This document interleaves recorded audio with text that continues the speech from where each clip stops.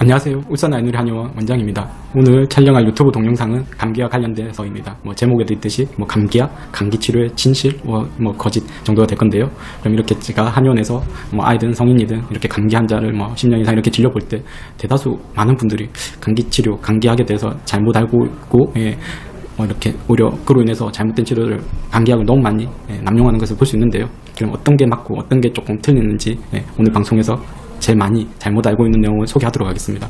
첫 번째, 감기약은 안타깝게 감기 치료를 못합니다. 그리고 두 번째, 감기약이 오히려 그 부작용으로 폐렴을 유발할 수도 있습니다. 세 번째, 항생제가 감기를 빨리 낫게 한다든지 아니면 더 심한 병, 대표로 폐렴이 될 건데요, 예방을 하지 못합니다. 그러니까 제가 이렇게 진료 봤었을 때 이제 어떻게 보면 이제 낭설 거짓된 이제 얘기들이죠. 오히려 이런 부분들이 진실보다 더 많은 사람들이 알고 있는 것을 많이 경험하게 되는데, 이건 꼭 의학과 관련된 얘기 말고도 일상적인 생활하는 데에서도 뉴스에서도 많이 볼 수 있습니다. 그러니까 오히려 이제 낭설, 거짓된 정보가 진실보다 더 쉽게 널리 퍼지고요. 그럼 감기 말고도 이제 또 하나 대표적인 게 진료실에서 보면 열에 대한 공포증입니다. 그러니까 주로 이제 아이들이 열 나면 그 부모님들이 되게 열에 대해서 공포증으로 이렇게 마찬가지 해열제를 오남용하는 게 많이 볼 수 있는데요. 이와 관련된 내용은 이미 저희 유튜브 방송에서 2, 3년 전에 소개한 부분이 있으니까 열경련, 열 해열제 사용에 대해서 그 방송을 보시면 되고요. 어쨌든 오늘 방송은 감기에 대해서 얘기하도록 하겠습니다. 네, 그러면 처음 주제인 감기약은 감기 치료를 못한다는 내용에 대해서 얘기하도록 하겠습니다. 그러면 이제 감기약의 효과인데요. 이제 감기에 걸리면 어쩔 수 없이 이제 불편한 증상들이 기침이든 콧물이든 열이 난다든지 통증이 생길 수 있겠죠. 이런 불편한 증상들을 억제하는 효과가 결국 이제 감기약의 치료 효과입니다. 이제 증상에 대한 증상을 억제하는 치료라고 해서 대증 치료라고 얘기를 하는데요. 하지만 감기 때문에 생기는 이제 증상인 기침이든 콧물이든 발열은 감기 바이러스와 싸워내기 위한 우리 몸의 정상적인 면역 반응과 어쩔 수 없이 그 과정에서 생기는 노폐물을 배출하는 작용이라고 보시면 됩니다. 콧물이든 가래든 기침이든. 반대로 감기약이 이런 면역 반응이나 노폐물 배출 작용을 억제를 하면 오히려 건강이나 이런 부분에서는 안 좋을 수 있습니다. 그 아래에 있는 책이 소아과 전공책인 소아과 진료라는 책입니다. 그 중에서도 이제 감기 치료 부분인데요. 한번 보면 수백 가지의 감기약이 나와 있으나 소아의 감기에 효과적인 약은 별로 없고 때로는 오히려 부작용을 일으키는 수가 있다. 감기를 일으키는 바이러스에 대한 항바이러스제는 아직 없다. 보통 감기에 대한 가장 좋은 치료는 약을 쓰지 않는 것이라고 얘기하고 있습니다. 그리고 그 아래 보면 항균제가 이제 항생제인데요. 항균제의 사용은 감기 자체에 대해서나 합병증, 이제 기관지염을 예로 들고 있는데요. 꼭 기관지염이 아니더라도 폐렴, 어쨌든 감기 합병증 예방에 있어서 아무 효과가 없다. 이미 다 밝혀져 있습니다. 그리고 이제 그 아래 보면 이제 항히스탐제도 얘기하고 있는데요. 부작용은 졸립다든지 점막 분비물의 건조작용. 그러니까 항히스탐제는 우리 몸의 모든 점막, 꼭 코 점막 말고도요. 입안 구강 점막이라든지 눈, 이제 안구 쪽에 있는 점막이라든지 어쨌든 점막의 분비물은 다 말린다고 보시면 됩니다. 그래서 그 부작용으로 안구 건조증이든 입이 바짝바짝 마른 구강 건조라든지, 그리고 당연히 이제 호흡기 점막도 건조하게 해서 오히려 그 합병증인 중이염이나 축농증제, 부비동염이라고 하죠. 그리고 폐렴 같은 부작용도 유발할 수 있습니다. 항히스탐제 이렇게 오남용하게 되면. 그리고 이제 항우려자, 코 막힐 때 먹는 약인데요. 이 약은 영아들, 그러니까 아주 어린 애들에게서는 떠는 증상, 약간 이제 경련처럼 몸 신체 일부분을 떠는 증상을 유발한다든지, 그리고 틱도 유발할 수 있습니다.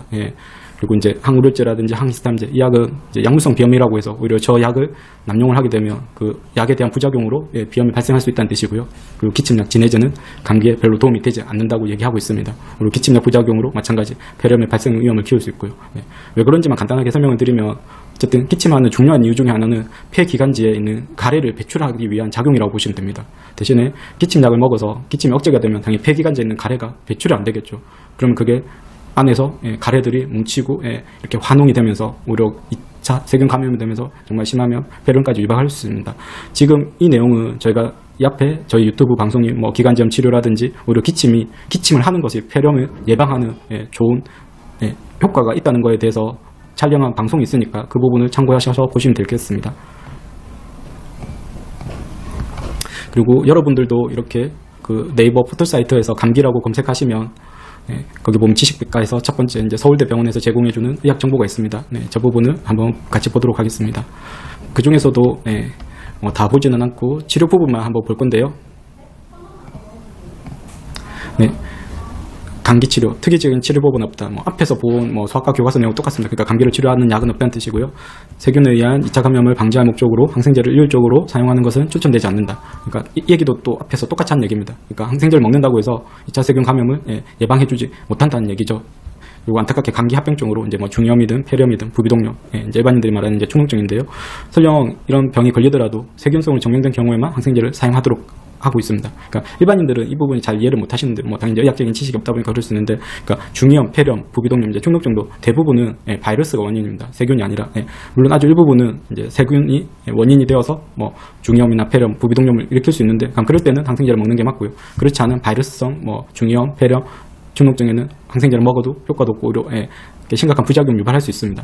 그리고 또한 진해제, 고담제, 항히스타민제. 그러니까 진해제는 기침약이고 고담제 이제 가래를 없애주는 약이고, 항히스타민제는 이제 콧물약 아니 이제 알러지 약인데요. 이 약이 감기에 효과가 있다는 증거는 없으며 소아에게는 오히려 해가 될 수도 있다. 이게 지금까지 밝혀진 감기 치료에 대한 감기약에 대한 의학적인 지식입니다. 그리고 그 아래에 있는 영어 원서책은 미국 소아과 학회 책입니다. 당연히 이제 거기서도 이제 감기에 대해서 얘기하고 있는데요. 그 부분 한번 같이 보면, 건강한 아이들도 1년에 최소 6번 정도 감기를 한다고 합니다. 쉽게 표현하면 이제 2개월에 한 번 정도는 감기에 걸린다는 뜻인데요. 그리고 이제 감기 증상은 2주 정도 지속이 됩니다. 그러니까 간혹 일반인들 중에서 아니면 이제 흔히 얘기하는 것 중에 뭐 감기는 약 먹으면 7일, 안 먹으면 1주, 그러니까 무조건 1주만 나아야지 감기라고 잘못 알고 있는 분들이 있는데요. 감기는 1주가 아니라 뭐 2주, 길게 보면 한 3주까지도 지속되기도 합니다. 증상들은. 그리고 이제 그 아래 이제 별표 친 부분 이제 뭐 중요하다는 뜻인데요. 감기약이 감기를 빨리 낫게 하지 않습니다. 이 얘기는 앞에서 뭐 본 소아과 학계, 그러니까 소아과 진료라는 뭐 전공책이라든지 뭐 그리고 서울대 병원에서 제공 의학 정보라든지 뭐 다 같은 얘기인데요. 그러면 이제 감기약 안전성, 그러니까 그 부분에 대해서 미국 소아과 학회하고 FDA에서 얘기하는 내용을 간단하게 좀 보도록 하겠습니다. 특히나 감기약 사용에 있어서 연령을 제한을 두고 있는데요. 거기서 이제 만 4세 이하 아이에게는 어떤 기침약이나 감기약도 사용하지 말라고 미국 소아과 학회 FDA가 이렇게 같이 얘기하고 있습니다. 그 이유는 당연히 이제 그 감기약이 아이들한테는 안전하지도 않고, 그래서 미국 이제 식약청 FDA 성인도 받지 못했기 때문에 만 4세 이하 아이에게는 어떤 기침약이나 감기약도 사용하지 말라고 얘기하고 있습니다. 하지만 우리나라는 정말 뭐 만 4세가 아니라 뭐 돌 전 애기들도 감기약을 정말 많이 남용하고 있습니다. 그래서 절대 그 부분은 안전하지도 않고 효과도 없다는 게 이미 다 밝혀져 있기 때문에 절대 너무 많이 어린 애기들한테 감기약을 복용하는 것은 좋지는 않습니다. 그리고 그 아래 뭐 감기약은 추천하지 않습니다. 왜 그런지에 대해서 이제 고점막을 건조하게 하여 분비물을 제거할 수 없기 때문이라고 얘기하고 있는데요. 이제 저거는 주로 이제 항히스타민제 성분으로 보시면 됩니다.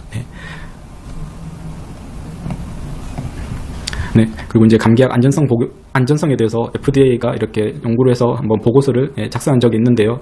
그럼 보면 이제 미국 내 어린이에 국한한 겁니다. 이제 감기약으로 인한 미국 내 어린이가 123명의 사망자가 발생을 했었고요. 이제 1969년에서 2006년까지 그러니까 한 35년 이상 동안 미국 내 어린이들이 감기약 복용을 해서 이렇게 100명이 넘는 아이들이 이제 사망을 했었습니다. 조금 더 구체적으로 보면 이제 항히스타민제를 먹고 한 69명의 어린이가 사망을 했었고요. 이제 코 막힐 때 먹는 이제 항우려제, 충후염 완화제 부작용으로 54명의 어린이가 사망을 했었습니다. 그리고 지금 그 보고 있는 그 캡처하면은 EBS에서 감기 다큐멘터리라고 해서 거의 한 10년 전에 2부작으로 이렇게 만든 방송이 있습니다. 그 방송의 한 화면을 이렇게 캡처한 겁니다.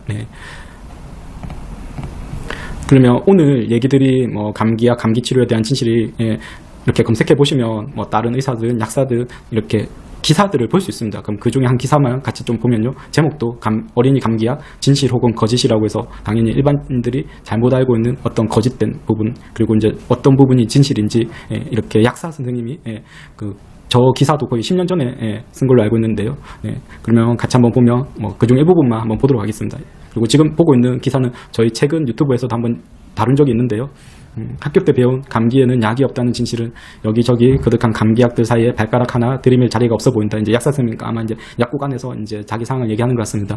세계 공통으로 통용되는 감기에 대한 진실은 한 가지다. 감기는 보통 일주일이면 저절로 낫는다는 것, 충분하게 물을 마시고 적당히 쉬는 것보다 좋은 약은 없다는 것, 감기약이 결코 폐렴이나 합병증을 예방해 주는 것은 아니라는 것이다. 오히려 감기약 부작용으로 폐렴의 발병 위험을 키울 수 있습니다. 뭐 항히스타민제, 진해제.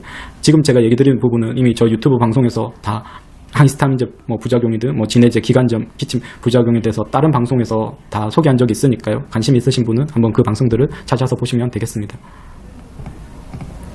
조금 전에 본 기사 전문입니다. 여러분들도 이렇게 기사 제목만 포털 사이트에서 검색하시면 그 외 나머지 부분들도 다 보실 수 있으니까요. 어쨌든 지금 현재 어린 자녀를 키우고 있거나 아니면 좀 감기약을 좀 많이 복용 중인 분이 계시다면 저 기사를 꼭 한번 다 보시라고 권해드리고 싶습니다. 그러면 오늘 방송을 정리를 하도록 하겠습니다. 첫 번째, 감기약은 감기 치료를 하지 못합니다. 안타깝게.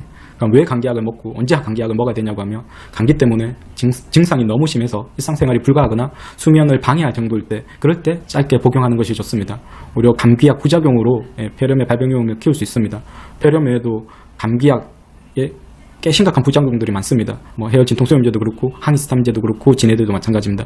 저 약들을 어쩌다 짧게 복용하면 그런 부작용을 염려를 안 하셔도 되는데요. 지금 우리나라처럼 아주 어린 애기든 아니면 성인들 중에서 정말 꽤 오랫동안 저 약들을 뭐 1년에 뭐 수개월, 뭐 수년간 이렇게 장기적으로 복용하면 정말 꽤 심각한 부작용들을 초래할 수 있으니까요. 조심하시는 게 좋고요. 그리고 항생제가 감기를 빨리 낫게 하지도 못하고요. 더 심한 병을 예방해 주지도 못하기 때문에 감기에 항생제, 오남용은 안 하시는 게 무조건 좋습니다. 오히려 이럴 때 자꾸 항생제를 오남용하게 되면 뭐 비염이든 아토피든 천식이든 이런 알레르기 질환도 유발할 수 있고요. 그리고 장에도 꽤 많이 무리를 줘서 크론병이든 궤양성 대장염 같은 염증성 장질환도 발병률을 키울 수 있습니다. 그리고 가장 심각한 항생제 오남용의 문제는 항생제 내성균입니다. 제가 조금 전에 앞에서 얘기드린 항생제 부작용으로 뭐 알레르기 질환, 뭐 염증성 장질환, 뭐 항생제 내성균 이 부분도 저희 유튜브 방송에서 따로 하나하나 이렇게 주제별로 만든 방송이 있으니까 관심 있으신 분은 한번 찾아보시면 되겠습니다. 특히 어린 아이들에게는 정말 감기약이 안전하지도 않기 때문에 아까도 앞에서 봤듯이 FDA 미국 소아과학회에서는 절대 만 4세 이하 아이들에게는 절대 기침이든 감기약을 복용하지 말라고 얘기하고 있습니다. 그 아래에 있는 사진이 한방건강보험약입니다. 그러니까 이제 한약 중에서 건강보험이 적용되는 약인데요. 주로 이제 감기라든지 이런 소화기 증상에 보험이 적용되는 약들이 있습니다. 저는 지금 10년 이상 거의 매일같이 감기나 열나는 환자들을 진료보고 있습니다. 당연히 이제 저런 이제 보험약도 활용하고 아직 이제 보험이 적용되지 않는 비보험, 뭐 가립제나 실업자들도 활용을 하고 있는데요. 그래서 혹시라도 이 방송을 시청하고 계시는 분들 중에서 그전에는 어쩔 수 없이 감기약을 꽤 오랫동안 자주 많이 복용을 했었다면 앞으로는 한의원 진료를 통해서 감기약 복용, 오남용은 덜 하시는 게 좋을 것 같습니다. 네, 오늘 방송도 끝까지 시청해 주셔서 감사합니다.